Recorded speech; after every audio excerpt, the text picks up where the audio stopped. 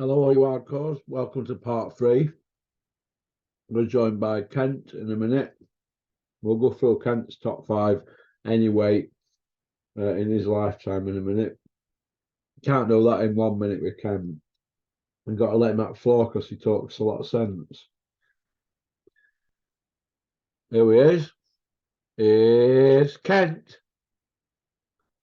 Hello, Kent. So what's your top 5 then in your lifetime, any weight division, Kent, that you've seen on TV or in close-up or whatever?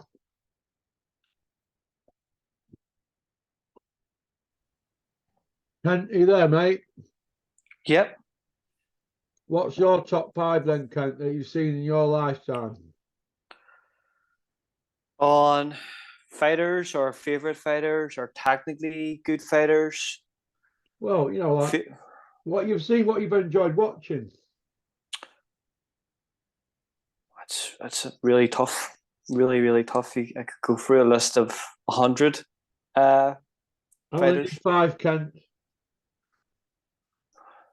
Obviously Clark Frampton, he's my mate, and he changed boxing over here. He gave it a massive boost over here in Northern Ireland. Yeah, he did. McGuigan was another great fighter. Not a great fighter, but McGuigan, not great fighter. Yeah, that's 2, yeah. Frampton will go in not Hall of Fame, you know. absolutely. Of course, yeah, he's two-weight world Frampton will go in champion. Hall of Fame. Yeah, that's 2. Yeah, they're good. McCollum, I love watching Mike McCollum. What a great fighter! Hall of Famer, 3. I'm gonna throw a curveball here and shock you. Chris Eubank Sr. No, I'm not having that one, Kent. Jog. No, we've got to be 4 world champions. No. 22 right. 24 WBO title fights or something, yeah. All them WBOs. 19 wins, but only 4 were world champions. So other 15. No way. He's not. He gets not. He's never going to go in Hall of Fame ever.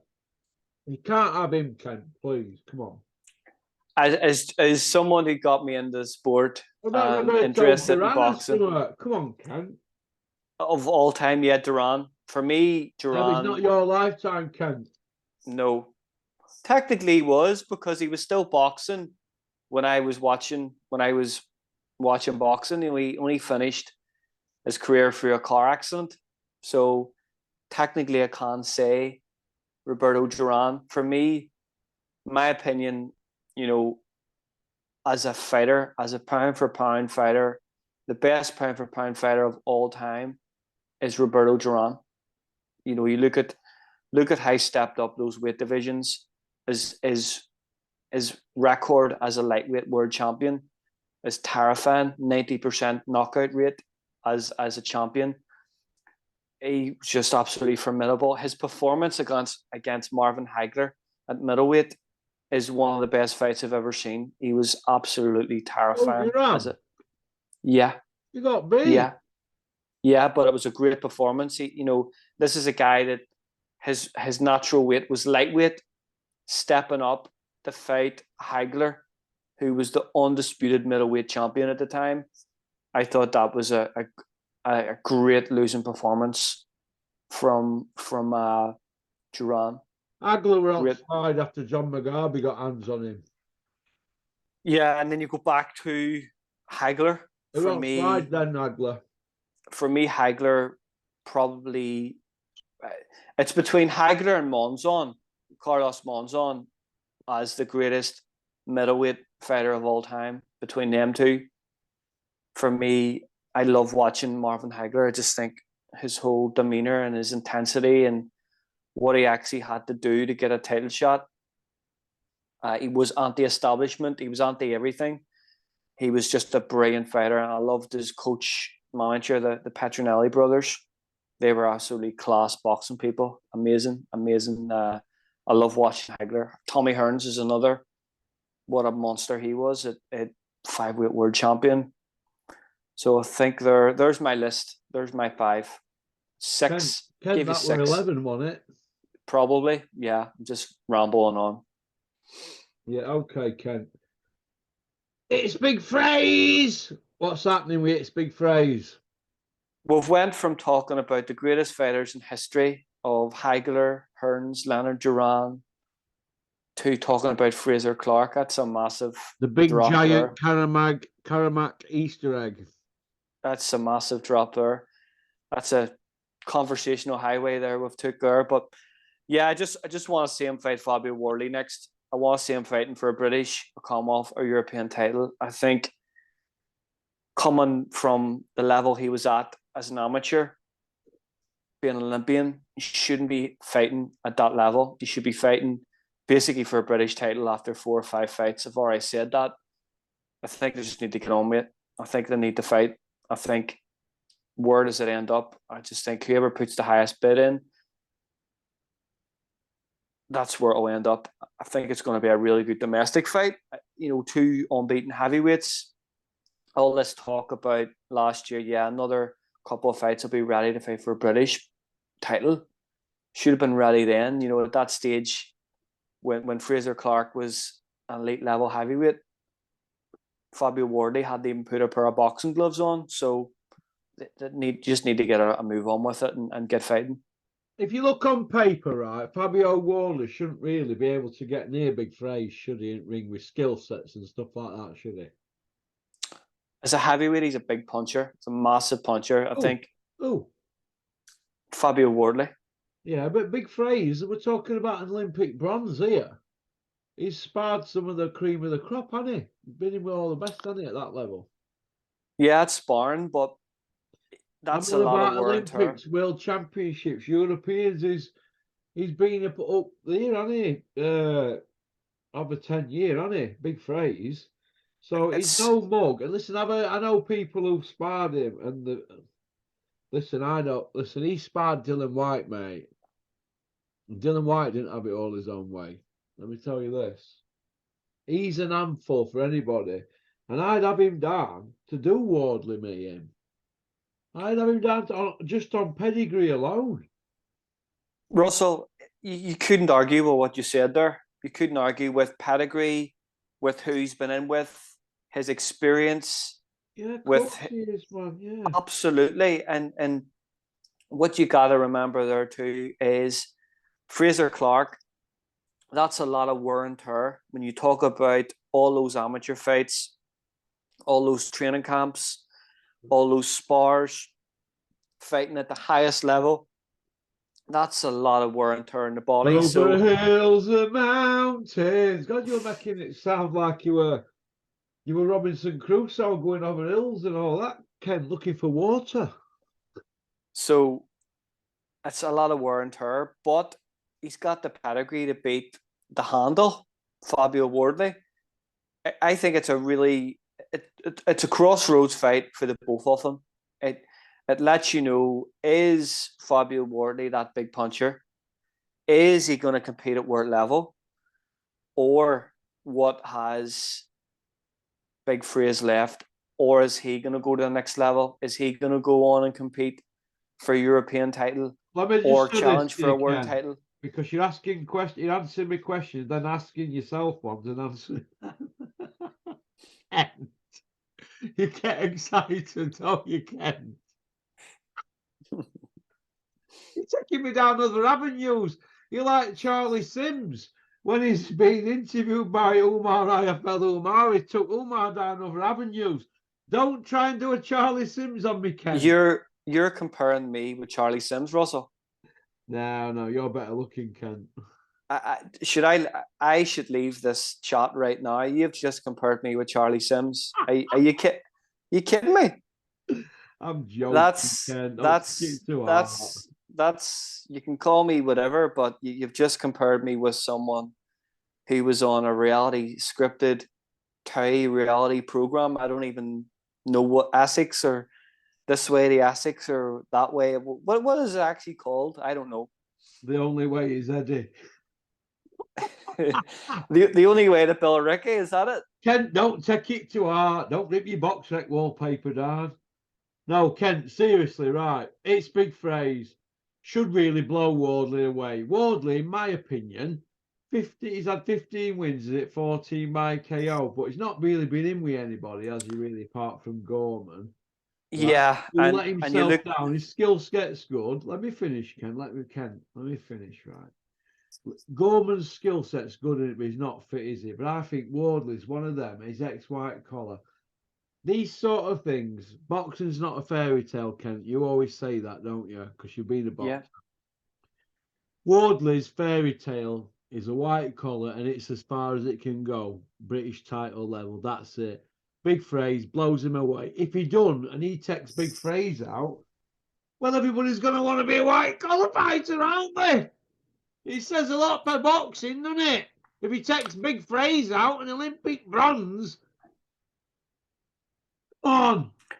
yeah, it does. And you look at the performances, you know, the opportunity, you know, Wardley has fought Eric Molina. Eric Molina has been taking beatings and looking way out since the AJ fight. The Richard Latte was another terrible opponent who couldn't wait to get out of there. He literally, I've never seen anyone react as quick as getting hit. So you're right.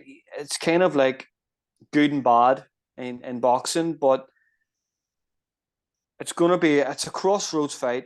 It is a real crossroads fight. I think Fraser Clark hasn't got time on his side. He's had a really long amateur career. He's got the pedigree. For me, I thought he really should have. They should have been pushing for Caballel after 3 or 4 fights. They should have been pushing for a European title shot against Caballel and getting him in for a world title, getting him ready to fight and challenge at world level. That's the level Fraser Clark has been boxing at as an amateur. Yeah, but point I want to make is its big phrase should blow Wardley away, shouldn't it? On paper. On paper, yeah. Are you going to go? Are you going to go for Wardley, Cam? I thought that I like Fraser. I really like him. I think he's a great pundit. He's a great personality. He's really honest and how he speaks. I love that chat he had with Eddie Hearn last week. It was brilliant, and I actually like how he's kind of anti-establishment. You know, he was up in the IS training with Big Meech for so long, and Eddie thought it was a cert that he was going to come to him. And he's went the boxer and Ben Shalom, which was completely anti-establishment. So I like that about him. But he hasn't shown. He's shown really good sound fundamentals, fundamentally very good. But he hasn't shown anything. He hasn't shown that knockout power yet at heavyweight. You know, you look at that fight against Kamel Sabalowski. You know, you really want him to be blown. Yes, Kamel's a really good boxing journeyman, probably one of the best heavyweight boxing journeymen that there is. But you should be showcasing yourself better against that level of opposition when you're at a higher level as an amateur. Ken, you like a good dressing gown. What do you think's a Big Fraser's dressing gown? On back it says, it's Big Fraser. I didn't notice, Russell, to be honest. Didn't notice. Oh, I thought you might have done that. You know what I mean? Thought that was your game. Did notice the dressing gown? No, definitely not. Well, when I seen it, I thought it's catchy. You know what I mean? I think it is. Yeah, it is. Catchy. It is. He's He's like a big cuddly teddy bear, isn't he? He's a fan favorite already. I think he's got great. He's been, despite the quality of opposition that he's had, which kind of isn't his fault. You know, he can only fight who's in front of him. I think Ben Shalon should have done a better job with him earlier on. I would have liked him seeing him fight against better opposition. Maybe he's had an injury coming in from the amateurs. Why is he a pundit though, from being like 1-0? Well, why not? He was, as you say, he was an elite heavyweight. He was an Olympic medalist. So he's going to be in the public eye. The public are going to know who he is. So he should have waited till he got, maybe about 10 or 15 fights on board. Nah. On board, you know? No, people You are might going to put a know bit who more he is. pressure on him in being a pundit early in his career, Ken. It gets people behind him. It gets people. It's a way of him getting more supporters, getting more fans, people getting to know the personality. People will maybe travel to come and watch his fights because they actually think he's a nice guy. He's a decent guy. I like him. He's really sound. I think I would love him to do well.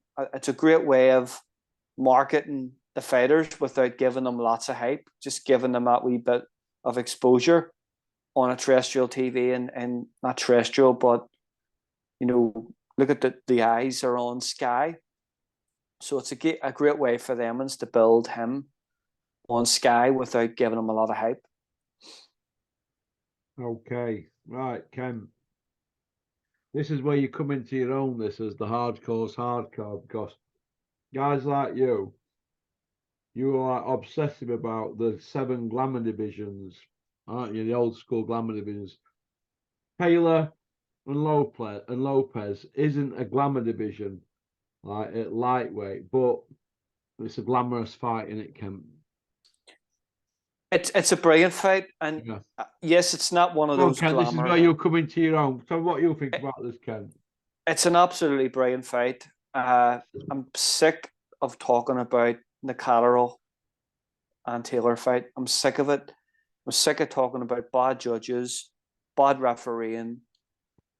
I'm just bored of it. I think boxing needs big fights like this. I think boxing needs us talking about this fight rather than talking about the negativity of the last performance. And Jack Catterall was on criticizing him for taking that fight. Personally, I don't want to see the Catterall fight again. I don't, Catterall for me isn't elite world level. He isn't, a world class fighter because Josh Taylor had an off night and he did really well against Taylor. Doesn't mean he's a box office fighter. I think Lopez and Josh Taylor is it's a box office fight. It's a really really good fight. It's super. It's commercially makes more sense. It commercially makes a lot more sense. Josh Taylor's going to get probably paid twice the amount of money fighting in Madison Square Garden than he would fighting Josh Taylor in a leisure centre, or sorry, Jack Catterall in a leisure centre or an arena. It's a brilliant fight. It's a real top fight.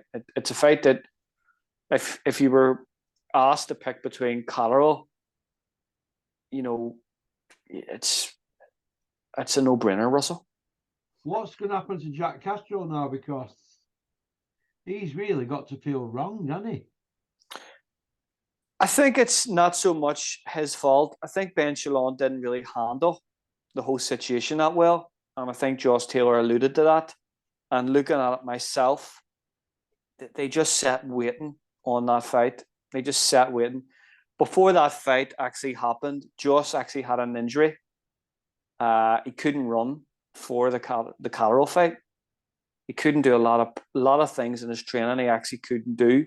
So he went into that fight with an injury. Now, was that his fault or was it the coach's fault or the team's fault? I don't know. So then, after that fight, he was always going to get surgery. He was always going to get the surgery on the injury. And if you knew anything about the injury, it's always going to be a year long. So why did they keep him sitting waiting dormant? It was really bad management from Ben Shalom, really badly advised. He should have probably had 2 or 3 fights in that interim, and it would have kept him active. But now he signed with the Zone. He signed with Eddie. I think where he goes next is he needs a live fight. He actually needs something that's going to test him. A knockover's no good. I think they're talking about Salvatore Martin. Would be a brilliant fight. That's Salvatore Martin. Style-wise, the 2 of them, it isn't the most attractive fight between the 2 of them, but it's an opponent that has fought at world level.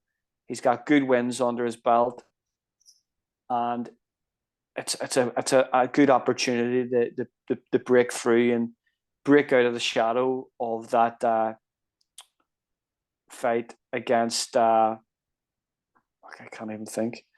It's just a chance to put that to bed and just move out of the shadow of that fight against Josh Taylor and just move on. He needs to move on with his career and get on with it. Sitting waiting for Josh Taylor. Josh Taylor has never ducked a fight in his life. He was undisputed in record time for a British fighter and as a world champion in general. Josh Taylor doesn't duck anyone. So why would he sit and wait or duck Jack Catterall for it? Doesn't make sense. Yeah, it doesn't, does it? It's if Josh Taylor loses against Lopez, where's he go? Welterweight. Do you think he's big enough to go up to welterweight? I don't know. I think I was raving about him until Catterall put hands on him. I think everyone deserves. I think because you look at it from office, don't you? And sometimes, I suppose. Look at it from your perspective. We were raving about him on the channel, right? We were talking about as a great pound for pound. For me, that hasn't changed. So he's top £10 for pound, wasn't he? Undisputed. Yeah, and you don't become undisputed overnight, have a bad performance, and be an average Joe, be an average fighter. I think he had an off night. I think the media, the hype around it, made it 10 times worse. And I think that's the reason that kind of people have turned on him a bit. And I think it's really unfair because he's done everything a lot quicker at world level than any fighter has. And we look how quick he and a lot of times on the road. He's done it on the road. So I think we need to get off his back. You don't become an undisputed champion in record time, have a bad performance against Jack Catterall, and be done overnight. Now, at one stage, we were talking about him going up to welterweight, to mix with the likes of Crawford and Spence and go up to that division. For me, that doesn't change because he just had one bad night. Yes. It shouldn't. It shouldn't. It shouldn't. Boxing's a very fickle sport. And Julian will say this, and Terry will say this. Didn't he? Royally, didn't he? He got shafted, didn't he, Catterall? He did, but that's not Josh Taylor's fault. You know, Josh Taylor was in there as the fighter. Personally speaking, I thought Catterall won that fight by possibly 2 rounds, 3 rounds. But it wasn't like he won every single round, a second of every round. You know, scoring is subjective. I thought he lost. I thought Josh Taylor lost the fight. But because of the massive controversy of the board and, you know, it's a never-ending story with the British Boxing Board of Control and terrible officiating and you know, officiating and judging and that took over. And kind of Catterall's performance was kind of lost as well because all we talked about was the negativity of the governance of the British Boxing Board of Control. I agree. Anyway, let's move on from Josh Taylor and Teofimo Lopez to Christopher Eubank Jr. and Liam Beefy Smith. I think you have to give credit to Eubank, and I'll say this as a means to, he can sell a fight. He really knows how to sell a fight. This fight, for me, why would you want to see this fight again? It was so conclusive. It was so straightforward. The knockout was brutal. Because of his name brand value, it's probably the most lucrative way for Beefy Smith. Beefy Smith's actually #1 WBO mandatory to Yanabak. Going and fighting there in America, purse bid. But Beefy's going to put money because he's already been a world champion, so it's no in it now for him. He's smart. Yes, you know, he's already been a world champion. Who got him there though? Joe G. And his brother. And Bricktop. Yeah, and he left them. It doesn't. it just doesn't add up. These He fighters thought the leaving. grass were greener, didn't he? That's all it is. He thought if Yeah, Paul can get all them chances, Jesus, I must be due a few. yeah, it's just it doesn't add up to me. Like there's no loyalty or conventional sense now in a lot of boxing. But going back to the fight, Eubank sells that fight so well. He's selling it so well.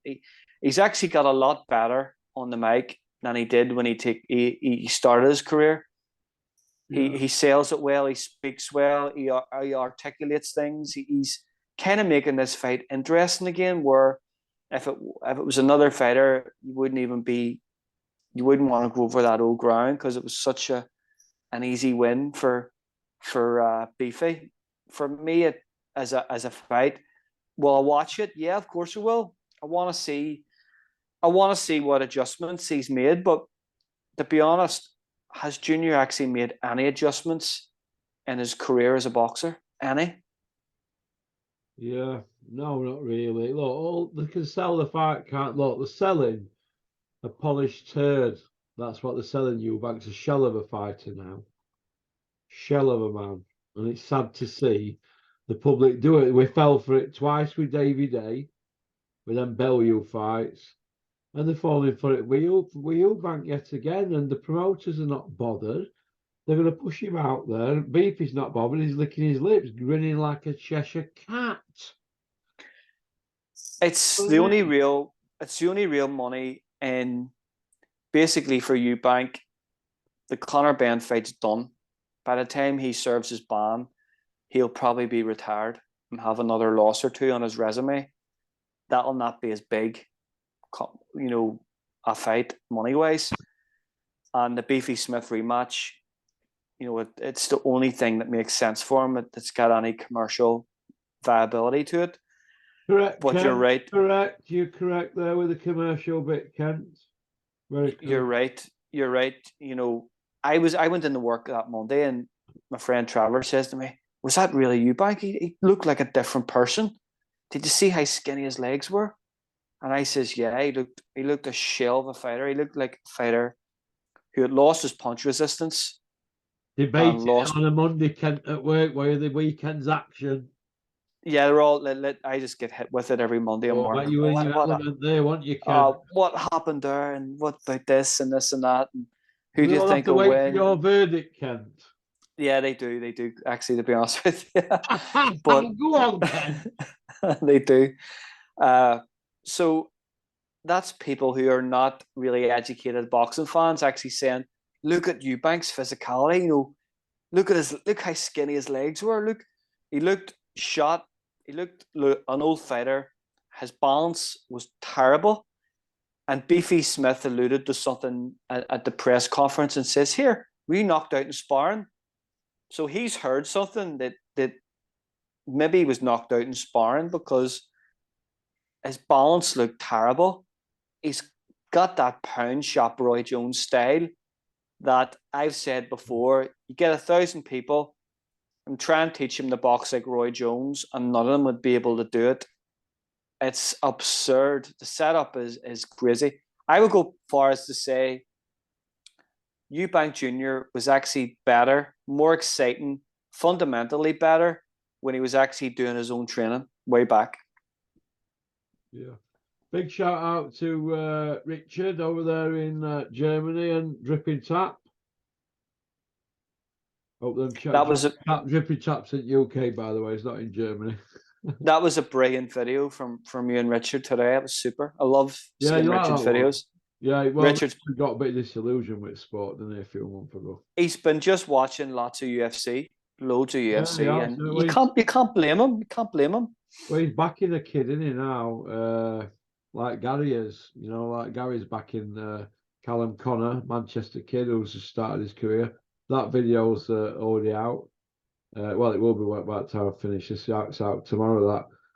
He's fighting in Manchester, Callum Connor, and Richard's backing a kid. I forgot the kid's name actually, but Richard will probably come on and remind me. He's backing a kid, Richard. They like combat sports, don't they? And that Gary does. They like the discipline of it, and they like to help people. So that's good, isn't it? Yeah, I like that. I like any businessman, any business person that actually gets behind a The fighter. winners aren't they? They're like if you put effort in. Do you know what I mean? It's great to see that. It's great to see a businessman get behind that fighter, give them support. Those fighters are actually probably working part-time jobs and balancing training, family life, everything to make a living. So that wee bit of sponsorship goes a long, long way. Maybe it means that they Of course can, it does, yeah. cut their hours down on work and spend a bit more time training, and it could go towards travel costs and all that. So yeah, I admire anybody that has got genuine interest in helping young fighters, whether it's MMA or whether it's boxing. It's admirable. Yeah. We'll finish off on Crusher then. Last 10 minutes. What do you think, Ken? I'm glad. It's great. It's good that it's about time they actually got to move on with it. Where's the evidence that he said he had, this conclusive evidence that he wasn't guilty? He was meant to. He said his pride was stopping him from giving it to the board. Now looks like they've actually at humble pie, and they've just said, you know what, just need to get on this here. This is costing a fortune. Yeah. The whole Pierce Morgan thing was a commercial disaster. It was atrocious. It's actually turned the public against him even more, from failing the test. I think Eddie Hearn is sick to death of it. I think he's saying to himself, what have I got myself into here? Just get on with it. You're wasting time, you're wasting money, you're wasting people's energy as it is. It looks really bad for boxing. Just get on with it now. We need to just take the ban and move on. That's the way it looks. And the whole thing with, there was 2 tests. One test was contaminated. So that's another test was contaminated. For the life of me, I've never, ever heard of UCAD or VADA ever having contaminated tests. And if it was, why did it just have to be Conor Benn's?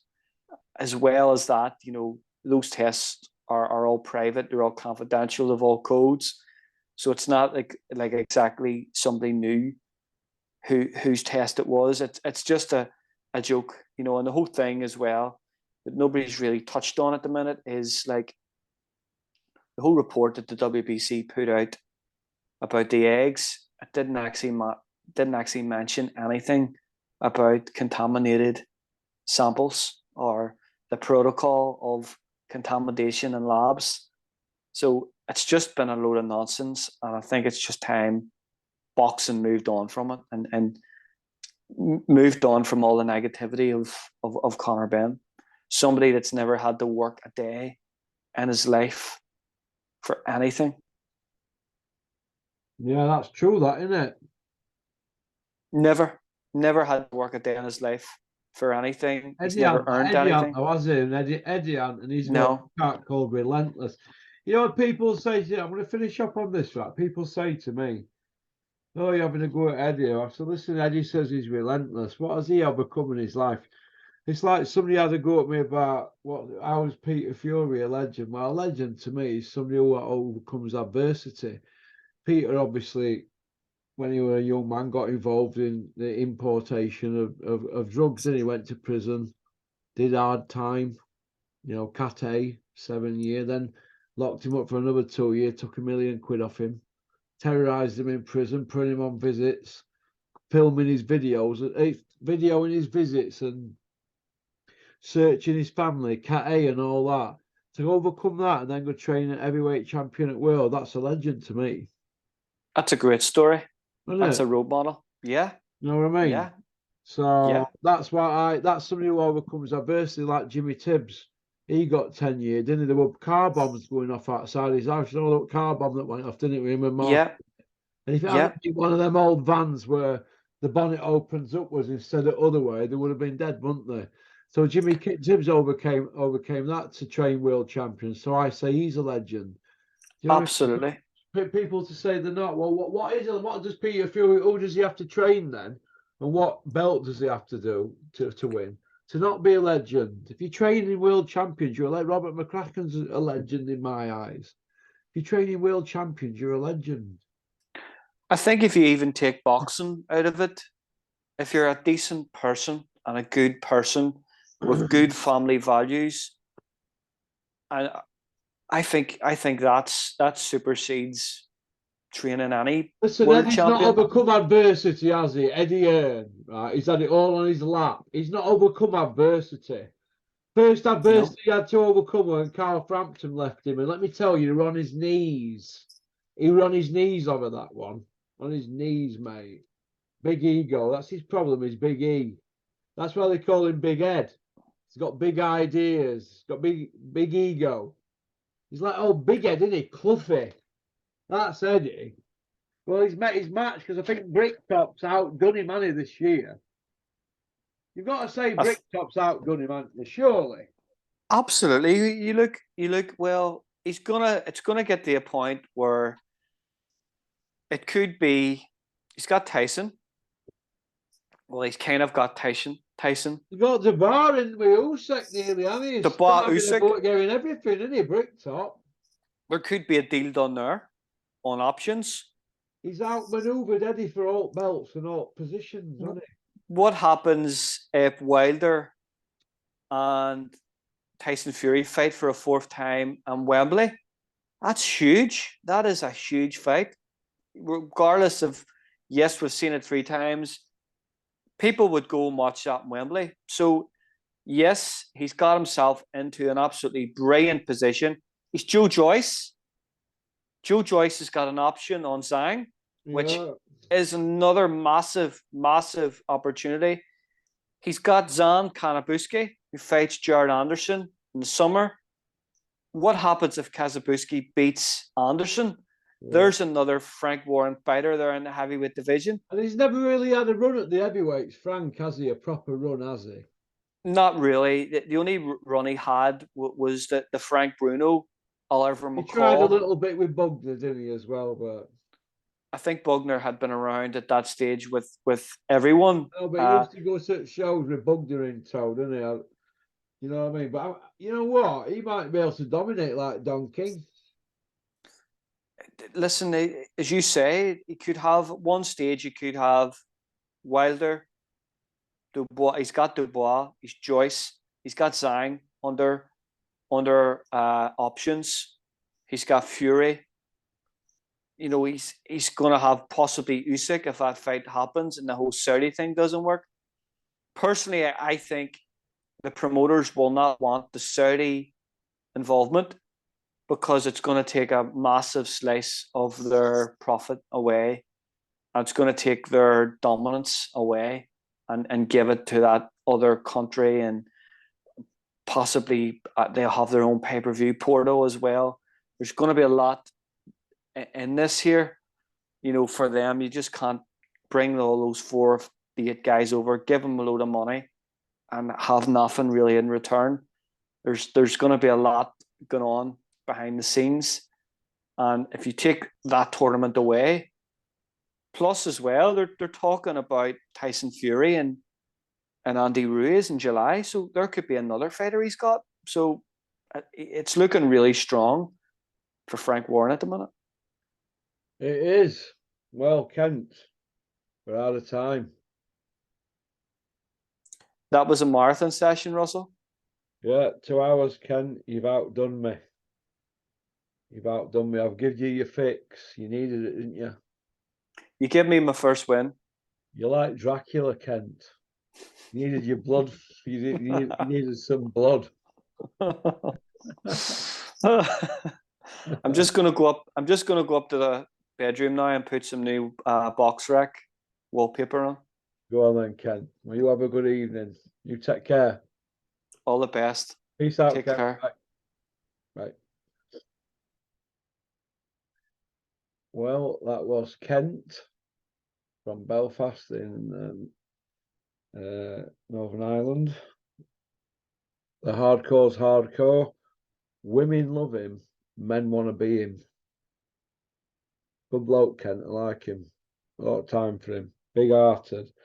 Any man that looks after his mum and has 3 jobs in process, he's a real man. All right. Peace out. Oyaka.